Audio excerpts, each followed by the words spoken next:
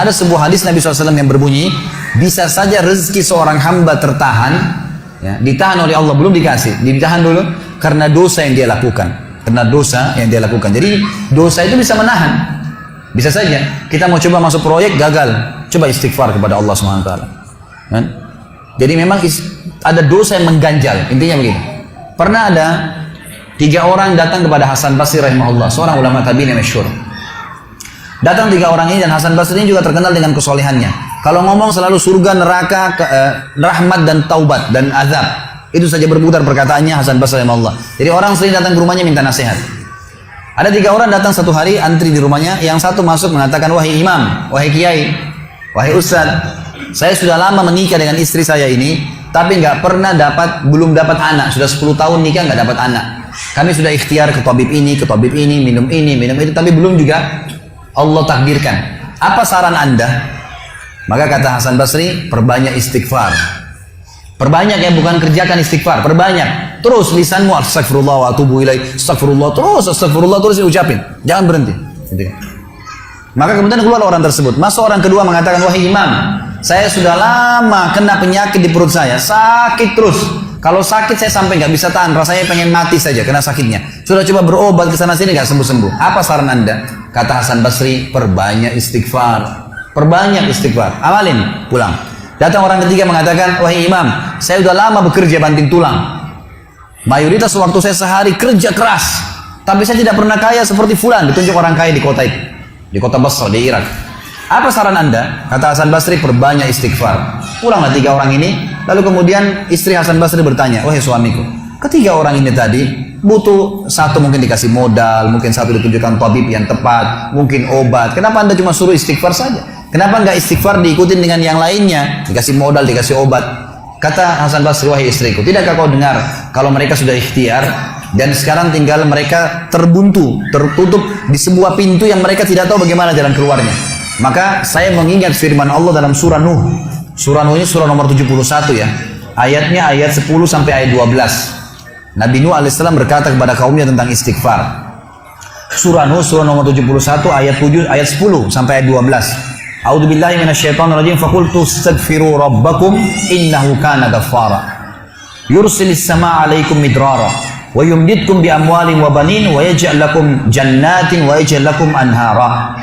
Kata Nabi, kata Allah Subhanahu wa taala, Ibu berkata kepada kaumnya, istighfarlah, minta taubatlah kepada Tuhan kalian, sesungguhnya Dia Maha menerima taubat hamba-hambanya. Manfaatnya, Dia akan menurunkan untuk kalian dari langit midrara. Midrar, kata para ulama tafsir, bisa berarti hujan yang lebat, bisa berarti rezeki yang non-stop, terus dikasih sama Allah bertubi-tubi. Dan dengan istighfar, Allah akan memperbanyak harta dan keturunan kalian, dan Allah akan jadikan kebun-kebun kalian lebat, dan Allah akan suburkan juga seluruh sungai-sungai kalian.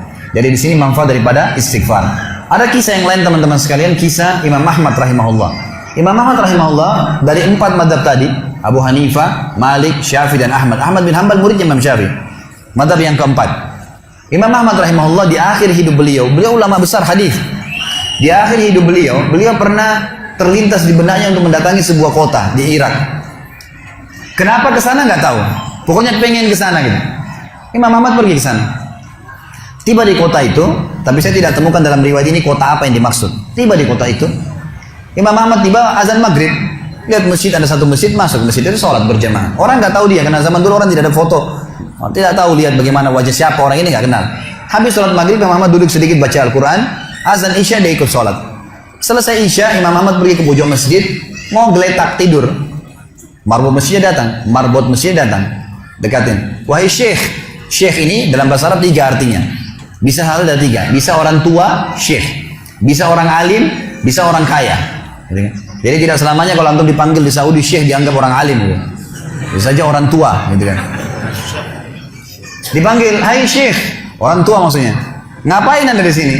Kata Imam Ahmad, saya musafir, nggak kenal orang siapapun di kota ini. Besok pagi saya mau pergi, nggak ada tempat nginap, saya mau nginap di sini. Karena zaman dulu nggak ada penginapan kayak kita sekarang, banyak hotel segala gitu. Kata marbotnya nggak bisa, masjid nggak boleh tidur. Kata Imam Ahmad, saya didorong-dorong keluar dari masjid. Orang ini nggak tahu kalau ini Imam Ahmad, kalau tahu mungkin diundang ke rumahnya. Tapi ini marbot, masya Allah, istiqamah nih gitu. Keluar dari masjid, ditutup pintu masjid sama dia. Imam Ahmad lihat orang yang sudah pergi, Imam Ahmad lihat ada teras masjid, tidur di teras masjid. Balik lagi marbotnya. Wahai Syekh, ngapain sini? Musafir, mau tidur, nggak ada tempat nginap. Nggak bisa Syekh. Teras pun nggak boleh, peraturan. Ini saya bilang tadi, istiqomah luar biasa nih. Imam Ahmad bilang, saya didorong-dorong ke jalanan. Dorong ke jalanan. Waktu saya lagi didorong ke jalanan, ternyata masjid bersebelahan dengan kios penjual roti. Ada satu orang penjual roti di sebelah masjid. Lalu dia mengatakan, Syekh, dipanggil Imam Ahmad, silakan ke tempat saya. Imam Ahmad pun datang. Dia bilang, saya punya rumah tidak jauh dari sini. Ini kios saya, ada ruangan tempat tidur saya. Silakan Anda pakai nginap, besok Anda mau pulang silakan. Kata Imam Ahmad menceritakan tentang keadaan dia dengan penjual roti ini. Dia bilang, ada satu perilaku penjual roti ini yang unik. Imam Ahmad tertarik dengan itu. Dia bilang, setiap kali orang ini pecahin telur, ngambil terigu, ngambil garam, itu sambil astagfirullah wa atubu ilaih, astagfirullah wa atubu ilaih. Terus lisannya nggak pernah berhenti nih, astagfirullah wa atubu ilaih. Kecuali Imam Ahmad bilang, saya ajak ngomong atau dia bertanya pada saya. Kalau berhenti, istighfar lagi. Selalu begitu. Kata Imam Ahmad, saya bertanya, sudah berapa lama kau amalkan nih? Orang itu bilang, sudah lama, dari saya masih bujang. Kebetulan orang ini sudah tua, seumur sama Imam Ahmad. Sudah mendekati 60 tahun lebih gitu. Baik, dia bilang, sudah lama, dari saya masih bujang. Kata Imam Ahmad, ma samaratu istighfari, apa manfaatnya istighfarmu? Apa yang kau dapatkan dengan istighfar yang sebanyak ini? Kata dia, tidak ada apapun yang saya minta kepada Allah kecuali diijabah. Apa saja saya minta Allah kasih. Tinggal satu yang belum Allah kasih. Kata Imam Ahmad, apa itu? Dia bilang, saya minta dipertemukan sama Imam Ahmad.